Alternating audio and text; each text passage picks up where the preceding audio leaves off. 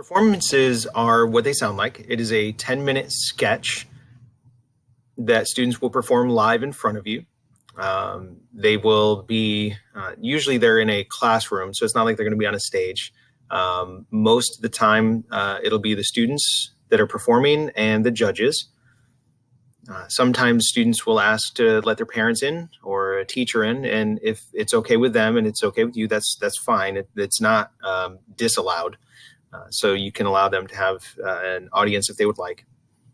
Students get 10 minutes to perform their performance. They're allowed 5 minutes to set up and 5 minutes to remove any props. That is from the time that they're scheduled, unless you've fallen behind a little bit. That 5-minute window, and especially in the junior category, there's going to be a lot of props. So please allow them that 5-minute window to set up and tear down. They then have 10 minutes in order to perform.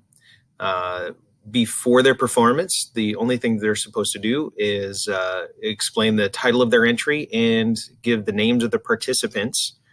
They are not allowed to explain their performance ahead of time. If they are starting to explain the performance, that actually counts towards their 10-minute window and is part of the performance itself. You'll be evaluating the performance in real time, so make sure that you're paying attention with the evaluation form and that you're watching the performance and thinking about the parts on the evaluation. During that 10-minute, after the 10-minute performance in that 5-minute window where they're tearing down, that's when you can have your conversations about the project. They are allowed to use media and technology, for example, a Google Slides. They might have a radio or a computer. That's fine, as long as they're the ones performing. We do stress to teachers that they should not count on internet access. So if something is not working because they can't access the internet, they have been warned. So don't feel guilty about that.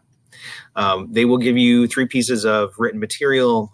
That is a title page, a process paper, and an annotated bibliography.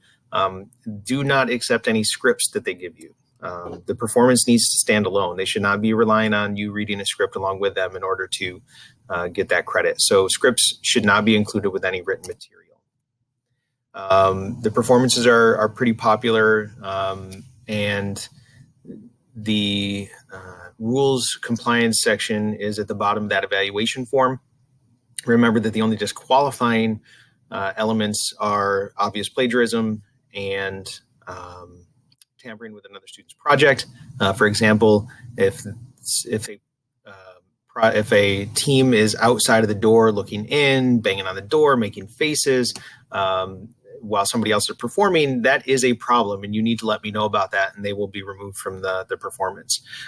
If they're being loud out in the hallway, because they will be waiting out in the hall, if they're being loud, please let them know that they're being loud. Sometimes there's a lot of nerves going on, especially in the performance category. You can give them some grace in that regard, but just let them know if they're standing out in the hallway if it's getting too loud. There are also major and minor infractions. So consider that when you're evaluating. A major infraction might include going over time by 5 minutes. A minor infraction might be reading something off of a script. They have one line on a prop that they keep forgetting. That might be a minor infraction that needs to be corrected. A major infraction might be that you notice that the entire script is taped on the back of a book that somebody's reading from. That goes into your evaluation. It's not automatically disqualifying, but if you think it's bad enough, then you can rank them more low on your rankings.